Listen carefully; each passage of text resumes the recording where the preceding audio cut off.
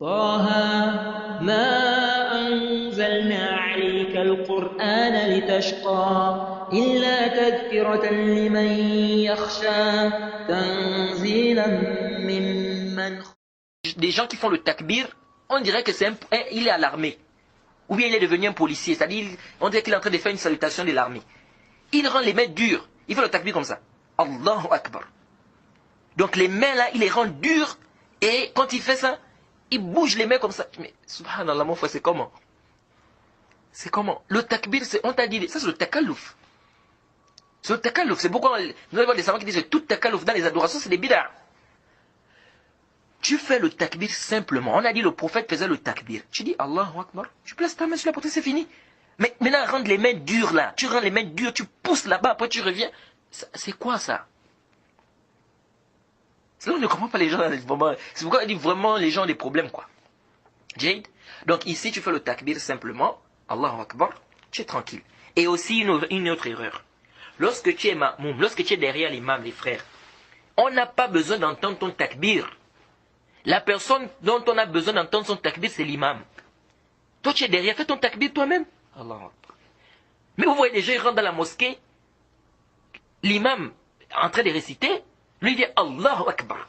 Et là, même encore dans le Allahu Akbar, il y a beaucoup d'erreurs, on va parler de ça tout à l'heure. Il crie Allahu Akbar.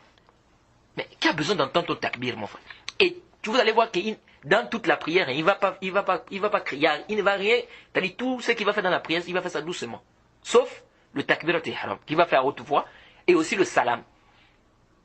Parce que c'est ça, on entend dans les mosquées, il y a le salam, il y a le dernier takbir lorsqu'on vient du sujoud, et puis il y a le premier takbir. C'est là où vous voyez les gens faire à haute voix. Mais pourquoi les autres azkar, vous ne faites pas ça à haute voix? Quand tu es au ruku, quand tu es au sujoud, pourquoi tu ne fais pas à haute voix? Donc quand il arrive, il va faire le premier takbir, Allahu Akbar, il va faire ça à haute voix. Lorsqu'il revient du sujoud, vous voyez le dernier sujoud là. Lorsque l'imam revient, Allahu Akbar. Vous entendez les gens, Allahu Akbar. Toute la mosquée crie, Allahu Akbar. Donc c'est comme pour dire, bon là on est déjà fatigué, en fait la prière est terminée. Mais c'est quoi ça?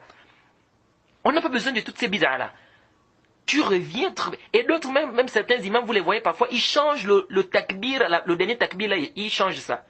Tous les autres takbir là bien commencé, hein. Allahu Akbar, Allahu Akbar, Allahu Akbar. Le dernier c'est Allahu Akbar. Donc il y a une manière là.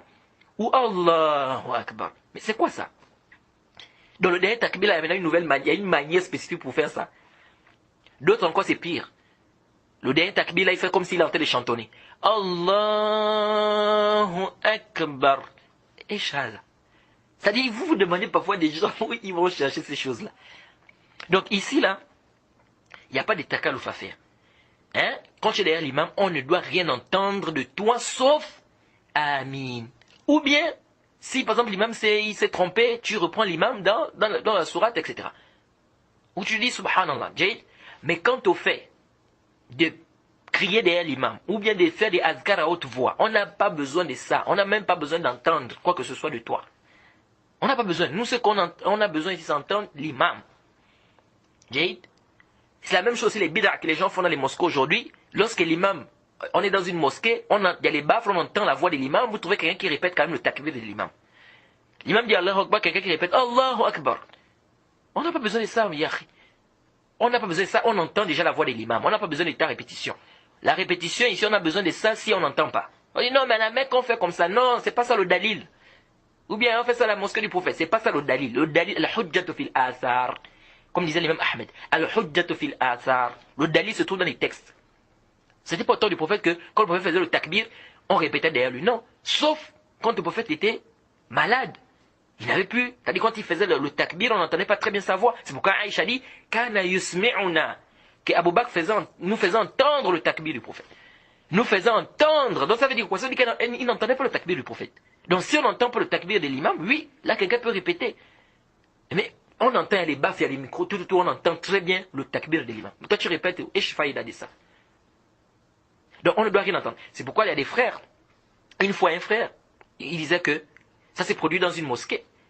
Quelqu'un est venu derrière, l'imam était en train de diriger la prière. Quelqu'un est venu, il a fait le takbir à haute voix. Allahu Akbar. Les gens qui étaient dans la prière, certains ont pensé que c'est l'imam qui a fait le takbir. Regardez, hein. Vous voyez, quand on vient avec des bid'ah, ce que ça nous amène, où ça nous conduit. Les gens qui étaient derrière, ils ont pensé que C'est l'imam qui a fait le takbir. Ils sont partis au recours. Mais après, ils se rendent compte que l'imam n'est pas parti au recours. Les gens étaient maintenant embrouillés dans la mosquée. Vous voyez? On n'a pas besoin d'entendre ton takbir, mon frère. Tu rentres dans la prière, rentre tranquillement. Tout est azkar. Tout ce que tu fais dans la prière, on n'a pas besoin d'entendre. Ni le dernier salam.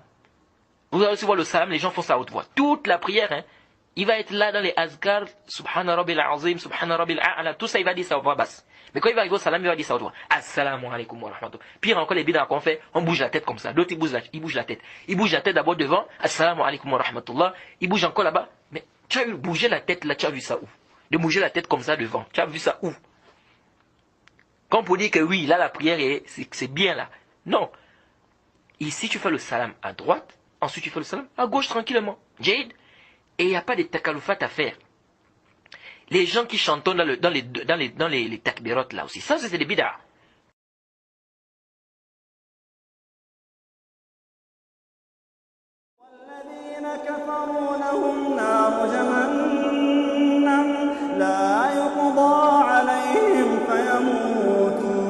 ولا يخفف عنهم